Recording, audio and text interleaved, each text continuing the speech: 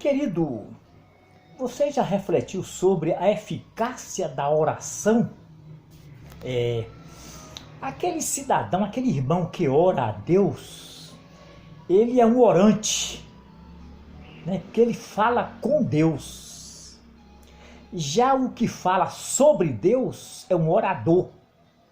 E o orador precisa, é claro, de uma boa retórica, né? De uma boa oratória, ter poder de persuasão para convencer as massas. Ele precisa falar eloquentemente.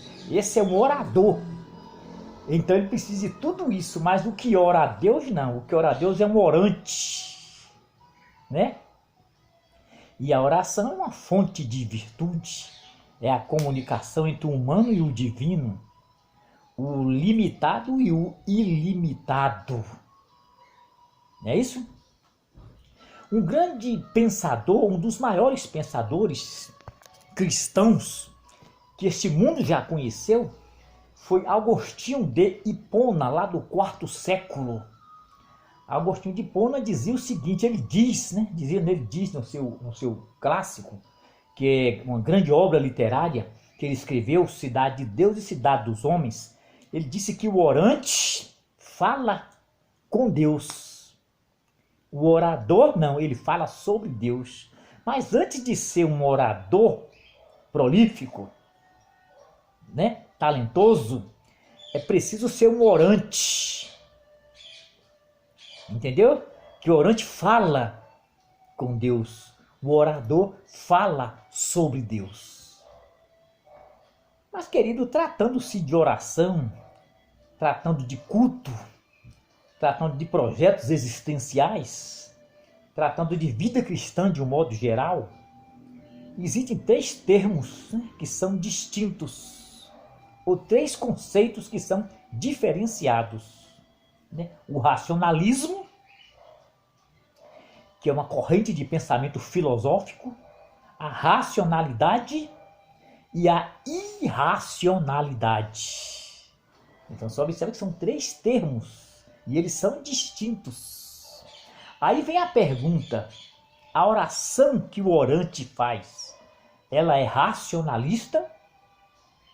Ela é racional?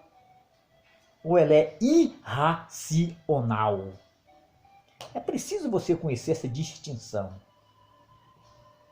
Venha comigo rapidinho. Em 1 Coríntios, no capítulo 14, a partir do versículo 15, o apóstolo Paulo ele é muito enfático, muito elucidativo, quando ele trata de oração. Ele diz assim, olha, que devo fazer, irmãos? Ele fez uma pergunta. Que devo fazer? Observa que ele estava inserido num contexto de misticismo, de sincretismo religioso. A igreja de Coríntios foi invadida por uma fusão de crenças, uma fusão de elementos oriundos de várias religiões. Elementos e crenças do essenismo invadiram o espaço de Coríntios. Elementos do gnosticismo também. Elementos do judaísmo também. Então elementos de várias religiões invadiram aquela igreja e estava descaracterizando o culto, desvirtuando a fé dos irmãos.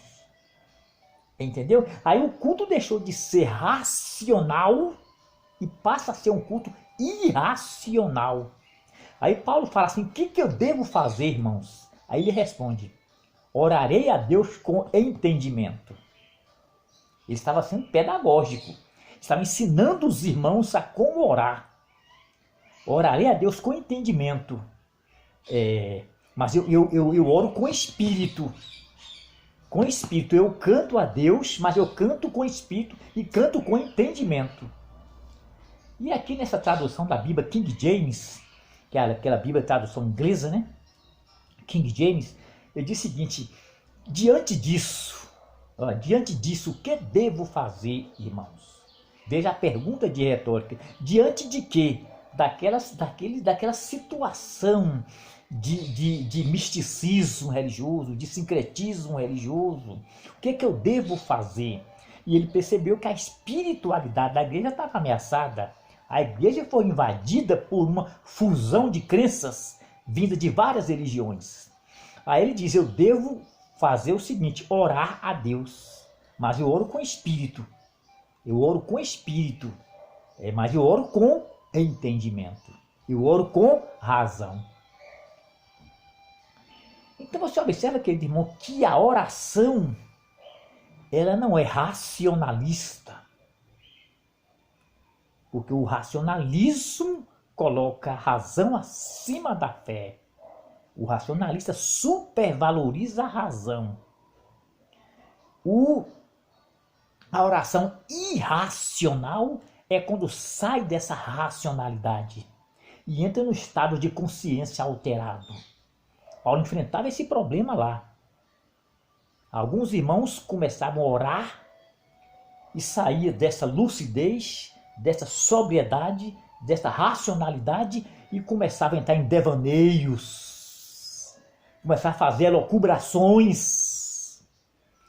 Aí ele ensina, não, irmãos, eu devo orar ao meu Deus com entendimento. Eu oro a Deus com razão e eu oro com espírito. Então observa que Paulo, ele está dizendo que não se pode dissociar a espiritualidade da racionalidade. Ele diz que ele é espiritual, ele ora em espírito, mas a espiritualidade é racional. Não se pode tirar, dissociar a racionalidade da espiritualidade. Ele é muito pedagógico aqui. Ele diz que eu oro em espírito, mas eu oro com entendimento, eu oro com racionalidade. Na tradução ele fala, eu oro, mas eu oro com razão. Entendeu, queridos? Agora, o que é uma oração irracional? Em prática passa a ser irracionalidade. É aquela oração quando se foge a esta normalidade de consciência. Quando se foge a esta racionalidade. Aí entra no estado de irracionalidade, que é o estado de consciência alterado. Aí você não sabe mais o que está acontecendo. Entendeu? Não sabe porque você começa a entrar em desenvolver experiências que não são cristãs, experiências místicas. Mas, queridos, você observa que o espaço atual das igrejas neopentecostais foi invadido por uma espécie de uma fusão de crenças. Fusão de crenças. E essas crenças são oriundas de várias religiões. Você observa hoje a presença de elementos do judaísmo. Você pode observar hoje a presença de elementos do animismo, do hinduísmo, do budismo, do catolicismo medieval. Catolicismo medieval, de Umbanda, Quimbanda e outras religiões. Aí forma uma fusão de crenças que invadem o espaço neopentecostal e o culto deixa de ser racional, deixa de ser cristocêntrico. Porque para que haja centralidade de Cristo, tem que ter racionalidade. Entendeu? Para que ele seja o centro do culto, o centro da sua oração, o centro dos seus projetos existenciais, o centro da sua vida, o centro do seu falar, é preciso que haja uma racionalidade. Entendeu? O culto cristocêntrico, Paulo deixa claro aqui, é um culto racional.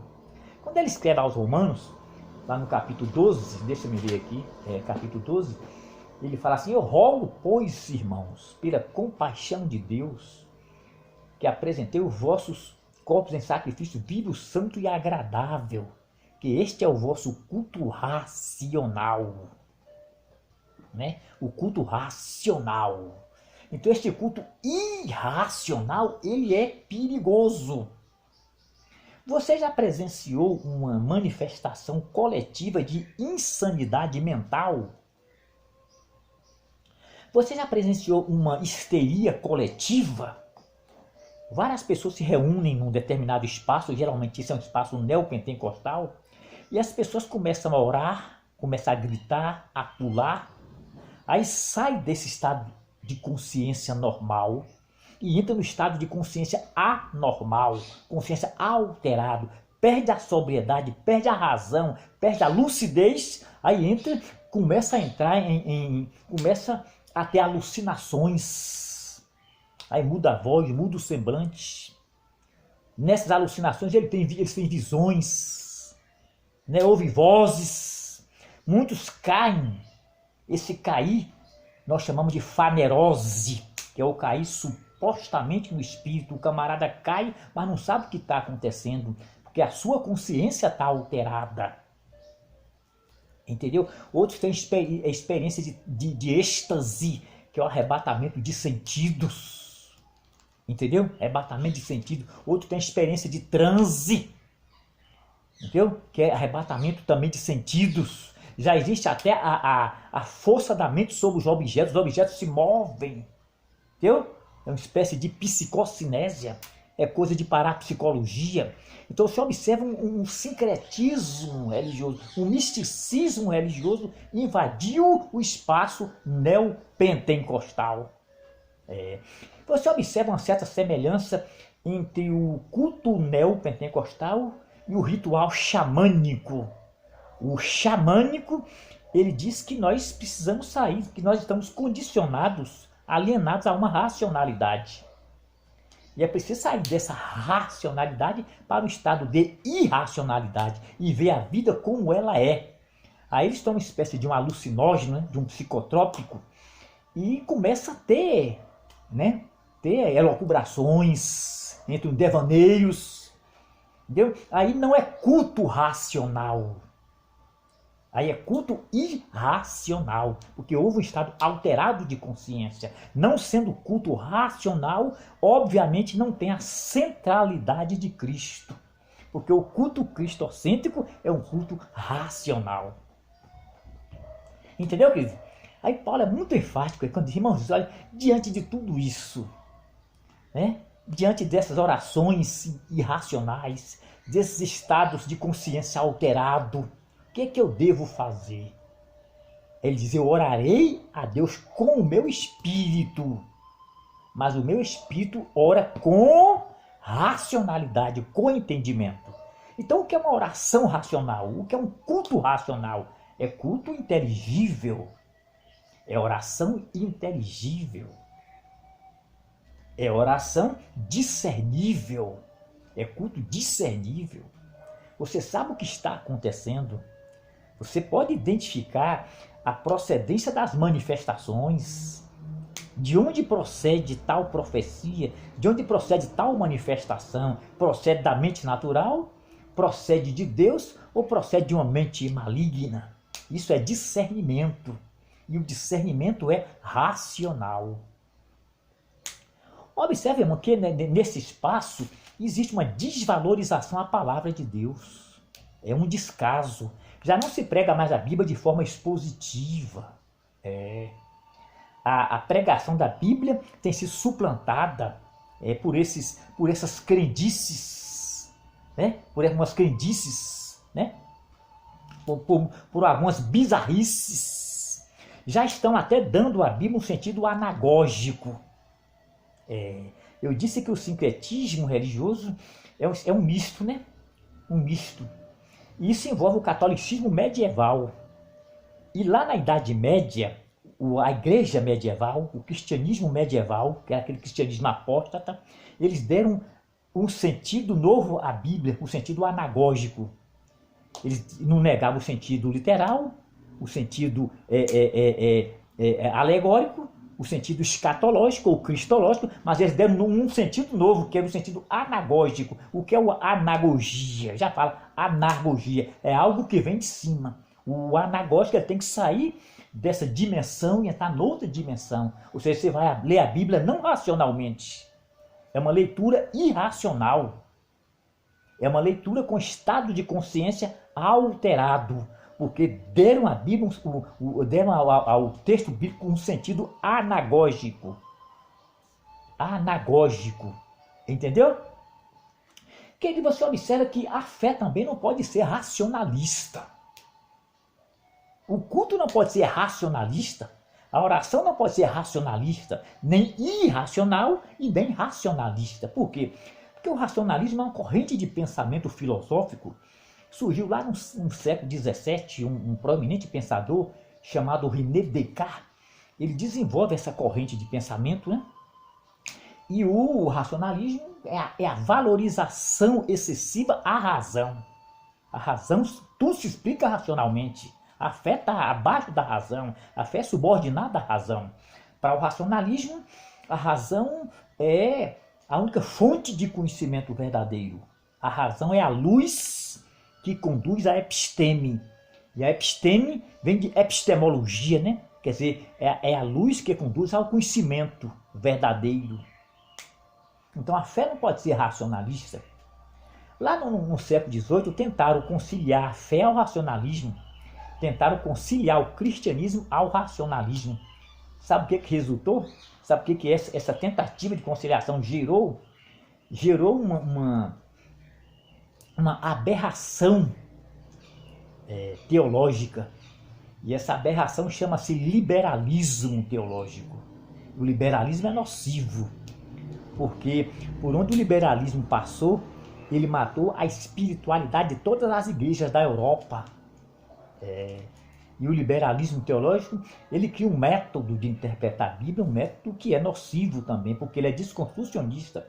É o método histórico crítico. Esse método é perigoso. Ele desconstrói os textos sagrados.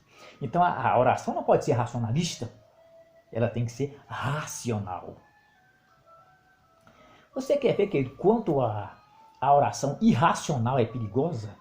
Quanto esse estado de consciência alterado é perigoso? Toda seita, ela tem as suas origens no estado alterado de consciência de alguém que ora, de um orante. Uma das maiores religiões do mundo chama-se o budismo, né? Fundada por Buda, né? Budismo. E o seu nome, esse é o nome popular, o seu nome de batismo é Siddhartha Gautama. E Siddhartha Gautama, ele foi ao monte orar. Ele sai dessa lucidez e entra no estado alterado de consciência. Aí recebe supostas revelações de Deus e funda o budismo, as maiores religiões do mundo. Aquela religião fundada por um homem chamado Mon, um coreano, né, reverendo Mon. Ele morreu tem uns 3 anos, né, irmão Lourenço? Tem uns 3 anos que ele morreu, o reverendo Mon. O nome dele é Sun Myung Mon. Tem uns 4 anos que ele morreu. Ele morreu com quase 100 anos de idade. O homem teve vida longa, hein? O que é que Sun Myung Mon ensinava? Qual era a teologia de Sun Myung Mon? Ele fundou a igreja da unificação, ou igreja monista, vem de monismo, que o nome dele era Mon, reverendo Mon. Ele dizia que o Messias fracassou em sua missão. Jesus fracassou, mas que ele é o substituto do fracassado. Ele é o Messias prometido, dizia o reverendo Mon. E ele atraía multidões com essa teologia. As pessoas prostravam aos pés do reverendo Mon.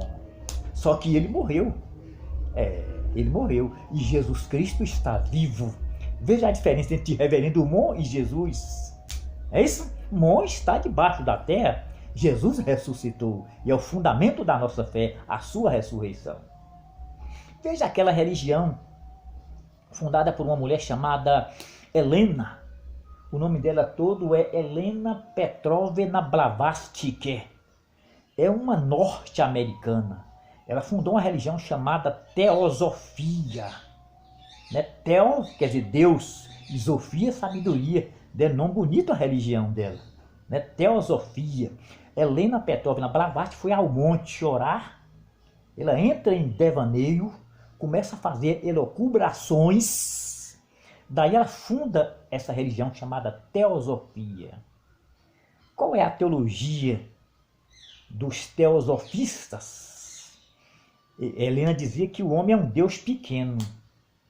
mas ele pode transformar-se num Deus absoluto, um Deus grande. Ele pode desenvolver na deidade ou na divindade, como através de reencarnações sucessivas. Aí Helena dizia que a morte é boa, é preciso antecipar a morte, porque é através de reencarnações sucessivas que você desenvolve na divindade. É preciso morrer. Veja que a teologia de Helena é um incentivo ao suicídio. E aquela religião também fundada por não sei se ele era inglês ou francês, o nome dele é David Brandberg. Ele fundou uma religião chamada Meninos de Deus. Essa religião, a sua teologia é devastadora, é nociva à fé cristã, ela cresce, tem ramificações no mundo todo. O que é que os Meninos de Deus pregam? Liberdade sexual sem limite. Então observa que é uma seita hedonista. E como surgiu essa seita? David Brandberg foi ao monte orar, né? Lá ele entra no estado de consciência alterado. E daí surge essa religião. Então você observa, querido, que sair da racionalidade é um perigo. É um perigo. Toda seita, ela parte de uma oração irracional. Por isso é que Paulo fala que a oração tem que ser racional, inteligível, entendível. Existe uma religião chamada ciência cristã. É um misto de ciência e candomblé. Foi fundada por uma mulher chamada Mary Beck Eddy. Mary Beck Eddy, orando no monte, ela começou a entrar em devaneios, né? Ter visões. E ela funda essa religião. Apocalipse capítulo 12 fala de uma mulher. E Mary Beck Eddy disse que ela é aquela mulher do Apocalipse capítulo 12. E os seguidores de Mary Beck Eddy, os adeptos, os incautos dessa religião, seguem Mary Beck Eddy como se ela fosse a mulher do Apocalipse capítulo 12. Olha que coisa. Então você observa, irmão, que toda seita tem ela tem duas características básicas. Primeiro é essa aí. Ela surge sempre de um estado de inconsciência, de uma irracionalidade, de um devaneio, de uma elucubração. E a segunda característica é que toda seita tem um texto da Bíblia que ela pega por base da sua teologia. É um texto descontextualizado e faz uma hermenêutica totalmente distorcida do texto. E esse texto vai dar base à sua teologia. Então você observa, querido, que a oração é racional, o culto é racional, os seus projetos existenciais são racionais. O centro da sua vida é Cristo. É Cristo. Mas para isto, o centro da sua vida tem que existir nela uma certa racionalidade. Entendeu, queridos? As pessoas têm fascínio por um estado alterado de consciência. As pessoas têm fascínio. Por isso é que o xamanismo é uma religião ancestral, uma das primeiras que surgiram aqui na face da Terra, base na ancestralidade, o xamanismo. O xamã alega que nós estamos alienados a uma racionalidade. E é preciso sair dessa racionalidade para um estado alterado de consciência para ver a vida como ela é. Entendeu? Querido, dê aí um toquezinho no sinozinho, inscreva neste canal, e compartilhe algumas mensagens. Ou então você entra lá no YouTube, né? Escreve PR Carlos Figueiredo, só que o Figueiredo não tem I, é Figueiredo. E compartilhe algumas mensagens. Faça lá um comentário, faça uma crítica, faça um elogio, o que você quiser. Mas escreva neste canal, dê uma opinião. Você é a favor do culto racionalista? Você é a favor do culto irracional? Ou você concorda com este texto aqui, com a exposição que eu fiz do texto, de que a oração tem que ser a oração cristocêntrica, ela é essencialmente racional? Você concorda? Você pode botar concordo. Se não, você discorda, você pode ir lá argumentar. É um direito seu. Amém?